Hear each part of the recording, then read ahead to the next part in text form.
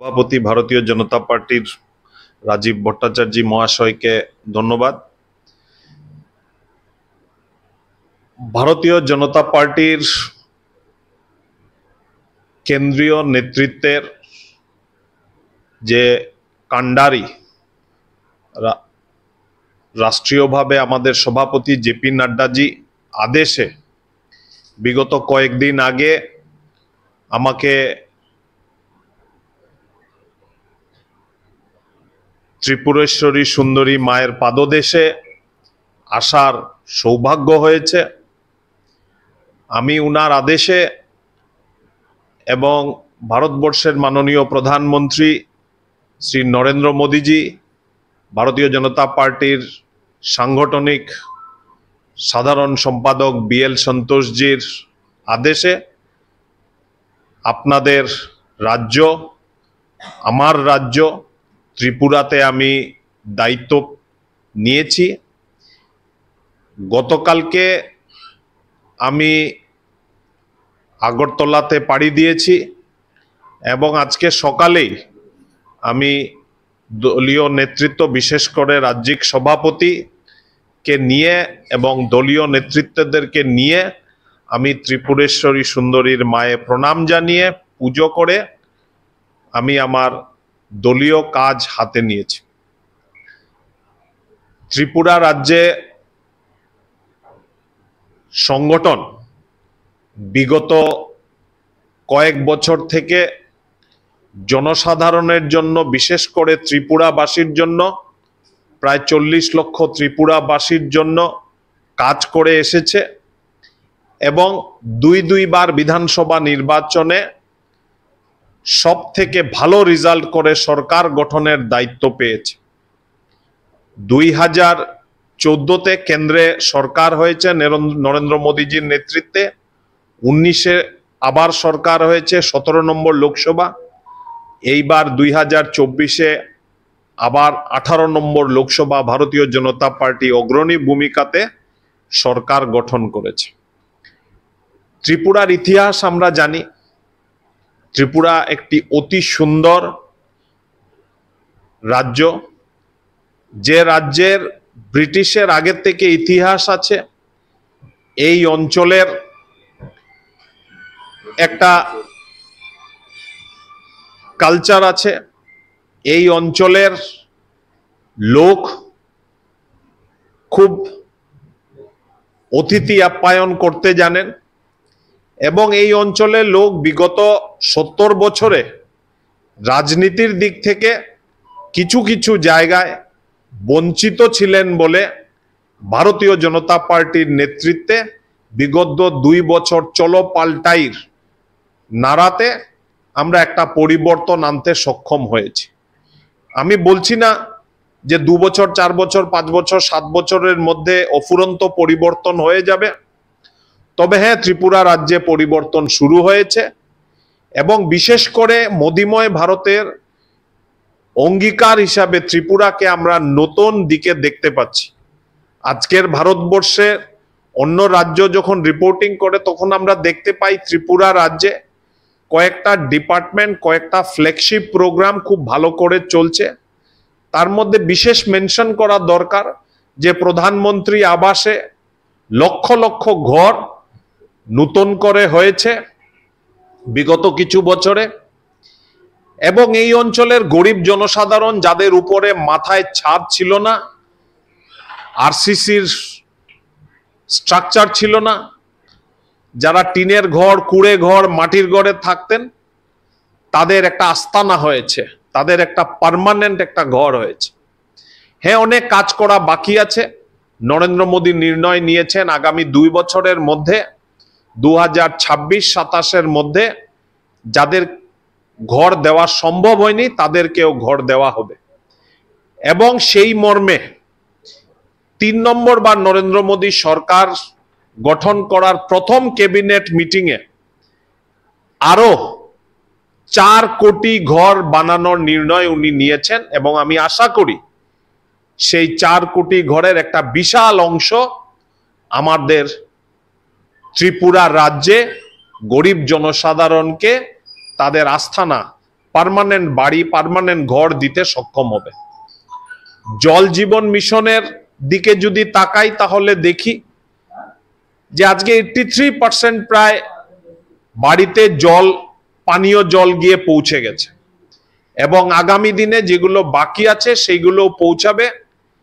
যে এক সময় স্বপ্ন ভারতবর্ষের স্বাধীনতা সংগ্রামীরা করেছিলেন সব ঘরে পানীয় জল, সেই স্বপ্ন ত্রিপুরাতে পূর্ণ হতে যাচ্ছে ভারতীয় জনতা পার্টির হাত ধরে। বিগত কিছুদিন থেকে আমরা দেখতে পাচ্ছি যে প্রধানমন্ত্রী গ্রামীণ সড়ক যোজনার অধীনে ত্রিপুরার গ্রামে গ্রামে পাক্কার সড়ক, পাক্কার রাস্তা পৌঁছে গেছে। আজকেও আমি মাতাবাড়ি গেছি, এছাড়াও মাতাবাড়ির পরে আরো 3টি জায়গায় আমি র্যালি করেছি, পদযাত্রা করেছি এবং সেই রাস্তাগুলো পুরোপুরি ভাবে কমপ্লিটেড রাস্তা, ভেতরের গ্রামের। আমি জিজ্ঞেস করেছি আমার দলীয় নেতৃত্বকে এবং শুনে আশ্বস্ত হয়েছি যে ত্রিপুরা প্রদেশের প্রধানমন্ত্রী গ্রামীণ সড়ক যোজনার খুব ভালো কাজ চলছে। আমি ইনফ্রাস্ট্রাকচার হিসাবে যেগুলো ত্রিপুরাতে কাজ হচ্ছে, বিশেষ করে রাস্তার দিকে আজকে আমরা 6টা ন্যাশনাল হাইওয়ে হয়েছে, যেটা ভারতীয় জনতা পার্টির সরকার আসার আগে শুধু একটি মাত্র ন্যাশনাল হাইওয়ে ছিল। ঠিক সেইভাবে আজকে ব্রডগেজ থেকে আরম্ভ করে, রাজধানী আসার থেকে আরম্ভ করে আমরা দেখতে পাচ্ছি যে ত্রিপুরার থেকে সুদূর ভারতবর্ষের যে কোনো বড় শহর, দিল্লি, কলকাতা, মুম্বাই, চেন্নাই এবং শেষ পর্যন্ত এইদিকে গুয়াহাটি অবধি যাওয়ার একটা ব্যবস্থা নরেন্দ্র মোদীজি পরিচালিত ভারতীয় জনতা পার্টির সরকার করতে সক্ষম হয়েছে। ত্রিপুরার অগ্রগতি হচ্ছে, ত্রিপুরার আগামী দিনে অগ্রগতি বহাল থাকবে। ভারতীয় জনতা পার্টি ত্রিপুরেশ্বরী মায়ের আশীর্বাদে ত্রিপুরে যত জনসাধারণ আছেন তাদের উন্নয়নের দিকে লক্ষ্য রাখবেন।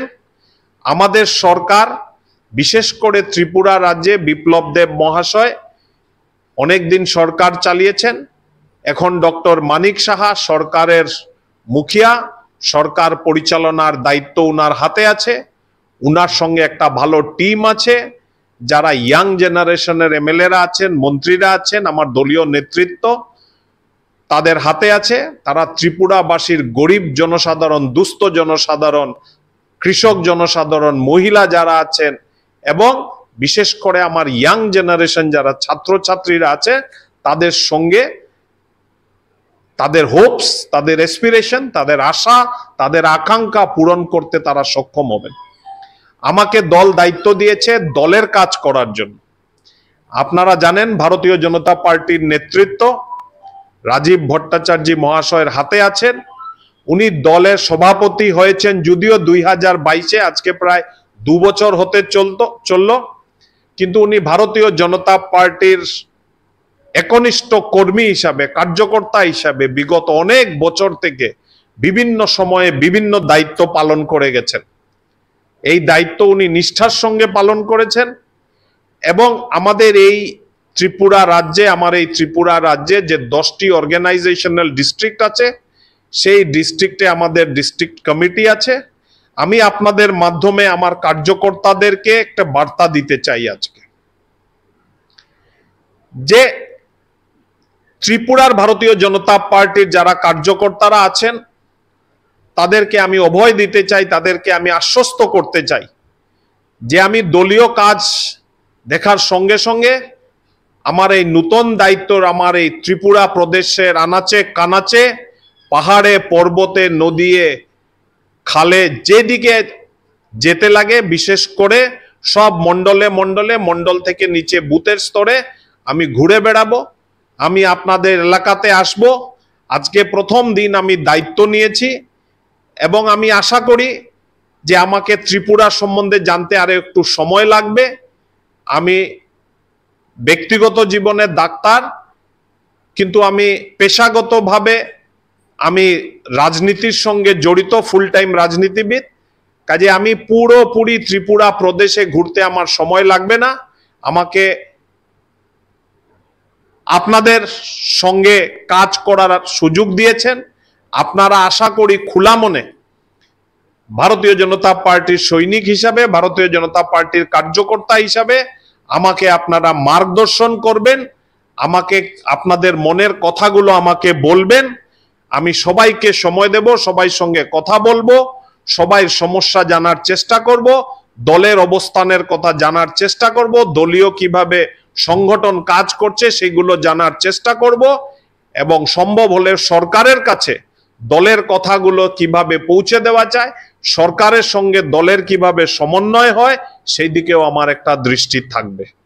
এবং আমি আপনাদেরকে আশ্বস্ত করতে চাই, বিশেষ করে আমার কার্যকর্তা ভাইদের, ত্রিপুরার কার্যকর্তা ভাইদের, যে আপনারা আগামী দিনে আমরা সবাই মিলে একসঙ্গে বসে আমরা এই নির্ণয় নেব কিভাবে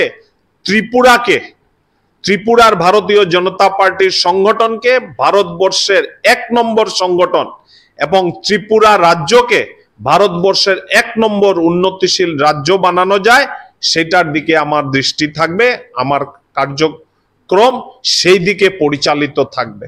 আমরা সবাই মিলে, এটা আমার একা দায়িত্ব নয়, আপনারা সবাই ভালোবাসার জন্য আমি দায়িত্ব পেয়েছি, কিন্তু আমি আপনাদেরকে এটা বলতে চাই আমার সাংবাদিক বন্ধুদের মাধ্যমে, যে আমরা সবাই মিলে যে নির্ণয় নেব, সবাই মিলে সেই নির্ণয়কে উপলব্ধি যাতে হয়, যে সংকল্প আমরা নেব সেই সংকল্প থেকে সিদ্ধি তক কিভাবে পৌঁছানো যায় সেটা আমরা সবাই মিলে ঠিক করব।